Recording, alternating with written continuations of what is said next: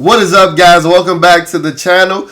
And I don't have a full podcast episode for you today. I just had to get on here and make a quick episode, a quick YouTube exclusive, because it seems to be a little bit of drama brewing in Ashburn. And let's be honest, it wouldn't be the Washington football franchise if we didn't have a little bit of drama. No matter if we got a new owner, a new quarterback, a new head coach, we wouldn't be true to ourselves if we didn't have a little bit of drama. Now, I'm not here to blow it out of proportions because, like I said, it's a very minuscule amount of drama, but it is drama nonetheless. So, before I get into this episode, you already know what I'm going to say. Or before I get into this video, you already know what I'm going to say. Be sure to comment, be sure to like, be sure to subscribe. On the road to 2,000 subscribers, and I can't do it without you guys. You see that I'm pushing out the content, so go ahead and infiltrate that comment section. I love chopping it up with you guys, and go ahead and hit that subscribe button. And yeah, let's get into this video. So, Since Saturday, there's been a little bit of drama brewing with the wide receiver position and the Washington Commanders. So today, they actually, and to give you a timestamp, today is actually Tuesday, August the 13th. And today they actually brought in Martavis Bryant this morning after it was reported that we were going to have a workout with him yesterday.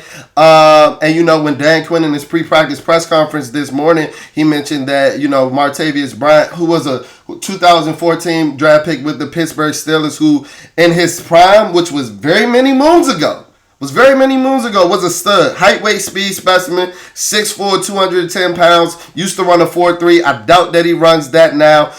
Played with the Raiders as well, but he hasn't had a snap in the NFL since 2018, but he did play on Dallas's practice squad during the 2023 season last year. And Dan Quinn in his pre-practice press conference this morning mentioned that was one of the reasons that they brought him in, is that, you know, he showed out a couple of times going against Dan Quinn's defenses and things of that nature. And he liked what he saw from Martavis Bryant, so, you know, he wanted to take a flyer on him and things of that nature. And guess what? I agree with Dan Quinn wholeheartedly. I don't think he's lying to you by any means. But I'm going to tell you right now, that was not the only reason that Martavis Bryant was brought in today. That was not the only reason Martavis Bryant was brought in this morning. Martavis Bryant was brought in because this wide receiver room is hella meh right now. And it's a lot of question marks outside of anybody not named Terry McLaurin. If we're being 100% honest. And if you looked at the game on Saturday with keen eyes and not with burgundy and gold tinted lenses, you would see that. I made a tweet on Saturday. Go ahead and follow us at BleedingBNG on X, on Twitter, where I said, while I love Olamide Zaccheaus, he's not a bad player by any means. I love what he was doing on Saturday. If he ends up being our wide receiver too, dude, we're fucking cooked. Like, dude, we're cooked. And then y'all just came, flooded up the comment sections, flooded up the replies, talking about, dude, why would he be wide receiver number 2? There you go, being over dramatic, overreacting over there, bleeding BNG, doing what you do. Well, guess what? Why wouldn't Jahan not to be wide receiver number 2? Oh my God. Well, guess what? Ever since then, ever since Saturday, since that game, and since my tweet, Dan Quinn in his press conference yesterday, in a question regarding Jahan Dotson, mentioned that he was out there for so long on Saturday, playing more snaps than anybody outside of an offensive lineman, because they have a competition going on at the wide receiver position. So that doesn't sound like somebody that's locked in at the wide receiver 2, that's a shoo-in for that position by any means. So you know I hate to toot my horn over here at Bleeding BNG. No, I don't. But I need the apologies to be as loud as the disrespect. Now, Jahan Dotson might very well end up being wide receiver number 2. But during the first week of the preseason, going into the 2024 season, he is not that. He played more snaps than any receiver on the roster the other day. And I'm going to tell you why. I'm here to tell you why. We were out on it early last season. Jahan Dotson was ass last year. Adam Peters and Dan Quinn probably turned on that 2023 film and said, oh yeah, this dude has to fight for everything that he's worth. This dude has to fight for everything. They saw him getting boned up and jammed up at the line of scrimmage week in and week out. And they're not watching the film with them burgundy and gold tinted lenses that y'all are. It's a reason why we bought in Brian Pringle in the middle of training camp. We had all offseason to do that. They were able to see Jahan Dotson touch grass. They were able to see the Western wide receiver room touch grass. And they saw that everybody outside of Terry McLaurin is hella mid right now. And what we have to stop doing is having these cult-like followings and these cult-like fan bases for jag and mid-ass players. I got a Jahan Dotson jersey. Like I told y'all, I was ready to go throw that in the Goodwill last year, after last season. But if we step back and look at things from a macro point of view, this is a guy that has 1,000 yards over the course of his first 2 seasons.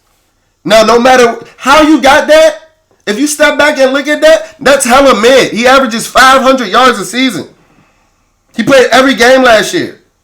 And while he showed a lot of promise in his rookie year, it still totaled to 500 yards. And you guys are going to tell me, well, dude, he missed a couple of games. He was injured. That's an issue. That's a problem. Availability is your best ability. And then going into the likes of Luke McCaffrey, while I do like the prospects of Luke McCaffrey, this is a guy that's a pure developmental project. We were out on it first over here at Bleeding B&G, and that's the reason why you guys should follow us for the most raw, uncut, and unfiltered analysis on your Washington Commanders. In our chat with Lake Lewis, we had mentioned that I think that Luke McCaffrey might potentially be one of the early season inactive candidates because he hasn't popped at all in the training camp. Not the 2 days that I was out there, boots on the ground, and I haven't seen a beat reporter talk about it as well. Now, I know that Lake pushed back on it a little bit, and I get it. Trust me, I totally understand it. But I feel like I was even more validated when I saw Luke McCaffrey playing into the third and the fourth quarter in Saturday's Week 1 preseason game. And guess what? He still ain't played as many snaps as Jahan Dotson. And one of the reasons that I really believe that Jahan Dotson was out there for so long is because they think that Jahan Dotson lacks physicality. I told you that was his biggest issue last year. That's why he couldn't get off press conference coverage. I really want to teeter the line about calling the NFL player soft, but I really think that they think that Jahan Dotson plays soft. I do. Or not to the level of physicality that they're looking for. I told you, Dan Quinn is a football traditionalist. He wants to smack you in the mouth. That's why you go sign 6'4", 210-pound Martavis Bryant to see the little bit of juice that he might have left. He ain't played in the NFL in 6 years. I'm not saying that he's going to be in here to threaten the wide receiver 2 position, but I'm telling you they ain't got confidence in their wide receiver 2. I'm telling you that right now. And anybody that thinks otherwise, just listen to my man, should be Hall of Famer, Washington Redskins' very own, on 106.7, B. Mitch and Finley, Hall of Fame kick returner Brian Mitchell, on what he's seen from a certain couple.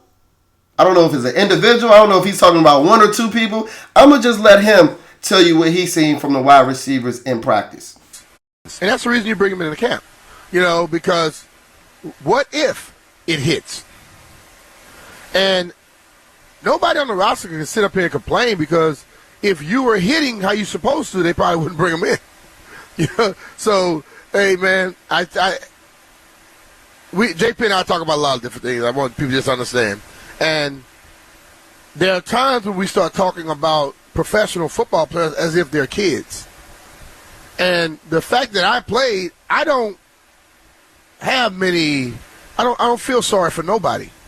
Because you have that opportunity to go out there and do your thing. Now, if I see somebody doing it and killing it, but they just don't like you, I'll say something about it.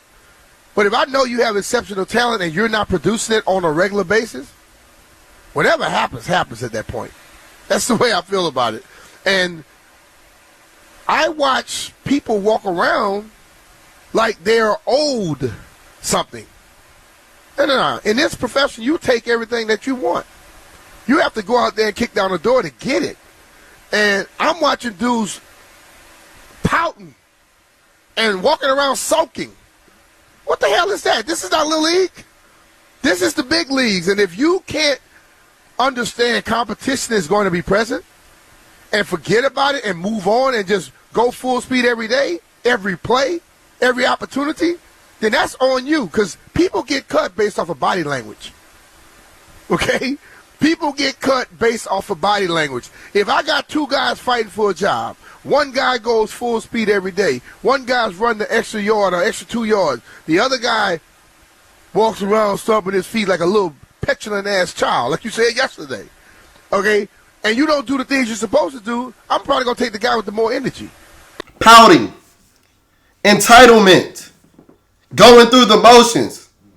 I'm not going to let you know whose name is it. I'm not going to let you know who I think it is, because apparently I just be too negative. I don't know how you can be super positive about a team that went 4-13 last year and a team that hasn't had a winning record since I started this podcast. But, I do love this team. I do. But I ain't got time for people to be out there pouting, going through the motions, and being entitled. Y'all let me know who that sound like. Because I do have a hunch. And I've been talking about him for the majority of this episode. And at this point, I don't know what you do. Do you keep having him fight out to solidify that wide receiver 2 roster? Do you package Jahan Dotson in a deal to go get Brandon Ayuk? Because it seems like we might need him. It seems like we might need Brandon Ayuk at this point. And I know that it was rumored that we bowed out of the Brandon Ayuk market and everything of that nature. I don't know why. I don't know how you can look at this wide receiver room every day. And I don't know. I don't get it. And he fits the bill as a physical type receiver that Dan Quinn and Adam Peters are looking for. Because I tell you who doesn't right now. And that's number 1, wearing the Washington Commanders jersey.